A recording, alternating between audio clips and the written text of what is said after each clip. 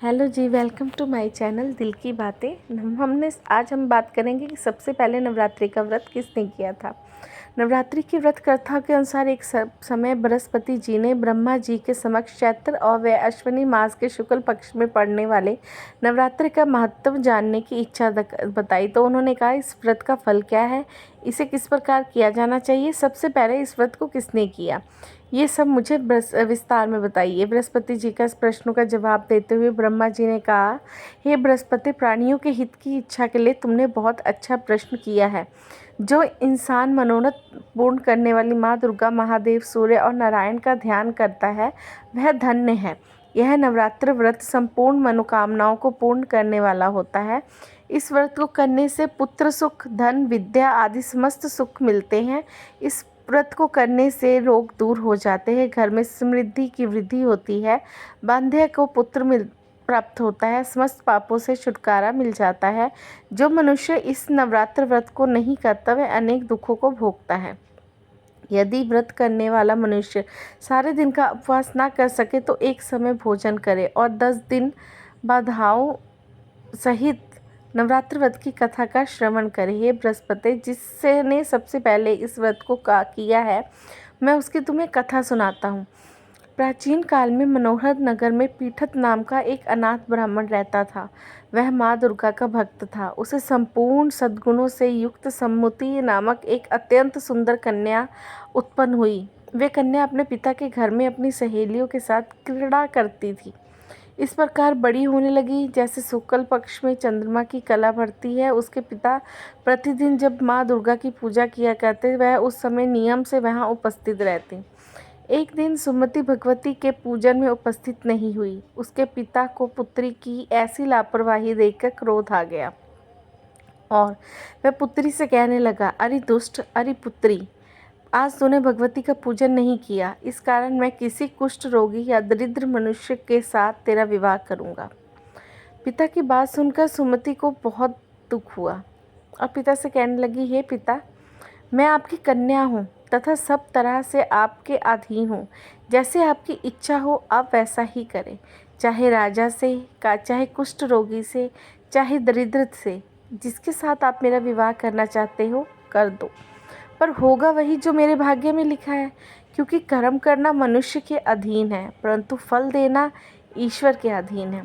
कन्या के निर्भयता से कहे हुए वचन सुनकर जब ब्राह्मण को क्रोध हो आया तो वह कन्या का विवाह एक कुष्ठ रोगी के साथ कर दिया और अत्यंत क्रोधित होकर पुत्री कैसे कहने लगा, हे पुत्री, अपने कर्मों का फल भोगो, देखता हूँ भाग्य के भरोसे रहकर तुम क्या कर सकती हो। पिता के ऐसे कटु वचनों को सुनकर श्रीमती के मन में विचार करने लगी, आहो मेरा बड़ा दुर्भाग्य है जो मुझे ऐसा पति मिला। इस तरह अपने दुख का विचार करती हुई वह कन्या अपने पति के पास वन में चली गई और डरावने कुशायुक्त उस निर्जन वन में उन्होंने उस रात बड़े कष्ट से व्यतीत की। उस गरीब बालिका की ऐसी दशा देखकर देवी भगवती ने उसके पूर्व पुण्यों के प्रभावों से प्रकट होकर सुमति से कहा, हे दीन ब्राह्मणी, मैं तुमसे प्रसन्न हूँ, तुम जो चाहो उस मुझसे वरदान मांग सकती हो। भगवती दुर्गा का यह वचन सुनकर सुमति ने कहा, आप कौन हैं? देवी ने कहा, मैं आदि शक्ति भगवती हूँ और मैं ही ब्रह्मा, विद्या व सरस्वती हूँ। प्रसन्न होने पर मैं प्राणियों का दुख दूर कर देती हूँ, उनको सुख प्रदान करती हूँ। हे ब्राह्मणी, मैं तुझ पर तेरे पूर्व जन्म के पुण्यों के प्रभाव से प्रसन्न हूँ। मैं तुम्हारे पूर्व जन्म में वृतांत सुनाती हूँ, ध्यान से सुनो। तू पूर्व जन्म में निषाद की स्त्री थी और अति पतिव्रता थी। एक दिन तेरे पति निषाद ने चोरी की। चोरी करने के कारण तुम दोनों को सिपाहियों ने पकड़ लिया और जंगल में खाने में कैद कर दिया। उन लोगों ने तुझे और तेरे पति को भोजन भी नहीं दिया। इस प्रकार नवरात्र के दिनों में ना तो तुमने कुछ खाया और ना ही जल पिया। इस प्रकार 9 दिन तक नवरात्र का व्रत हो गया। हे ब्राह्मणी, उन दिनों में जो व्रत हुआ उस व्रत का प्रभाव से मैं प्रसन्न हूँ। मैं तुम्हें मनवांछित फल देना चाहती हूँ, तुम्हारी जो इच्छा है सो मांगो। इस प्रकार दुर्गा के वचन सुनकर ब्राह्मणी बोली, अगर तुम मुझ पर प्रसन्न हो तो हे दुर्गे, मैं आपको प्रणाम करती हूँ, कृपा करके मेरे पति का कोढ़ दूर कर दो। देवी ने कहा, उन दिनों तुमने जो व्रत किया था उस व्रत का एक दिन का पुण्य पति का कोढ़ दूर करने के लिए अर्पित करो। उस पुण्य के प्रभाव से तुम्हारा पति ठीक हो जाएगा। इस प्रकार देवी के वचन सुनकर वह ब्राह्मणी प्रसन्न हुई। पति के रोग को निरोग करने की इच्छा से जब उसने तथास्तु कहा, तब उसके पति का शरीर भगवती दुर्गा की कृपा से कुष्ठ रोग से रहित हो गया। वह ब्राह्मणी पति को देखकर अत्यंत प्रसन्न हुई और देवी की स्तुति करती हुई बोली, हे मां दुर्गे, आप दुर्गत को दूर करने वाली, तीनों लोकों को का संताप हरने वाली, समस्त दुखों को दूर करने वाली, रोगी मनुष्य को निरोग करने वाली, प्रसन्न होकर मनवांछित फल देने वाली और दुष्टों का नाश करने वाली जगत की माता हो। हे माँ अम्बे, मुझ निरपराधी अबला पर मेरे पिता ने कुष्ठ मनुष्य के साथ विवाह करके घर से निकाल दिया।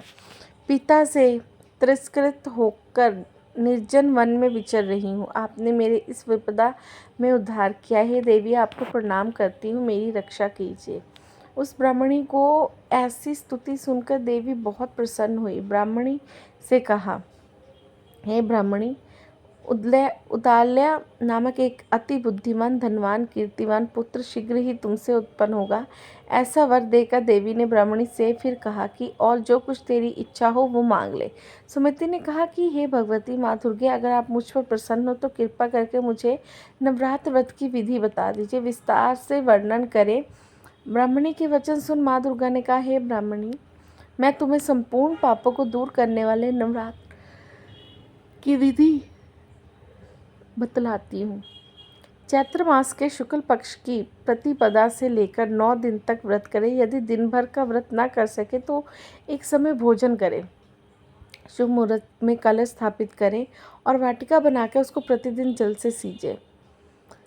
महाकाली, महालक्ष्मी, माँ सरस्वती की मूर्तियाँ स्थापित करें, उनकी विधि विधान सहित पूजा करें। बिजौरा फल से अर्घ्य देने से रूप की प्राप्ति होती है। जयफल से अर्घ्य देने से कीर्ति, दाग के अर्घ्य देने से सिद्धि, आंवले से सुख की प्राप्ति होती है और केले से अर्घ्य देने से आभूषणों की प्राप्ति होती है। इस प्रकार पुष्पों व फलों के अर्घ्य देकर व्रत समाप्त होने पर 9वें दिन विधि विधान से हवन करें। खांड, घी, गेहूँ, शहद, जौ, तिल, बेल, नारियल, दाख और कदम्ब जैसी विभिन्न सामग्रियों से हवन करें। आंवले से कीर्ति की और केले से पुत्र की, कमल से राज सम्मान की, दाखों से संपदा की प्राप्ति होती है। खांड, घी, नारियल, शहद, जौ और तिल तथा फलों से हवन करने से मनवांछित वस्तु की प्राप्ति होती है। व्रत करने वाला मनुष्य इस विधि विधान से हवन कर आचार्य को अत्यंत नम्रता के साथ प्रणाम करे और यज्ञ की सिद्धि के लिए दक्षिणा दे। इस प्रकार बताई हुई विधि के अनुसार जो व्यक्ति व्रत करता है उसके सब मनोरथ सिद्ध हो जाते हैं और तनिक भी संदेह नहीं है, इन 9 दिनों में जो कुछ दान दिया जाता है उसका करोड़ों गुना फल मिलता है। इस नवरात्र व्रत को करने से अश्वमेध यज्ञ का फल मिलता है। ब्राह्मणी, इन संपूर्ण कामनाओं को पूर्ण करने वाले उत्तम व्रत को तीर्थ, मंदिर अथवा घर की विधि के अनुसार करें। ब्रह्मा जी ब्रह्मस्ते जी से बोले। इस प्रकार ब्राह्मणी ने नवरात्रि विधि बताकर देवी अर्ध ध्यान हो गई। अब वो भक्तिपूर्व वो उस व्रत को करती है। वह इस लोक में सुख प्राप्त कर अंत में मोक्ष की प्राप्ति करता है। ब्रह्मा जी बृहस्पति जी से कहते हैं कि इस दुर्लभ व्रत का महत्व है जो मैंने तुम्हें बताया। ऐसा सुनकर बृहस्पति जी आनंद से प्रफुल्लित हो गए और कहने लगे, हे ब्रह्मा जी, मुझ पर आप कृपा कीजिए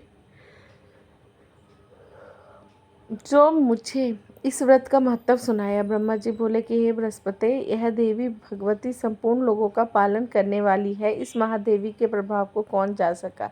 बोलो भगवती।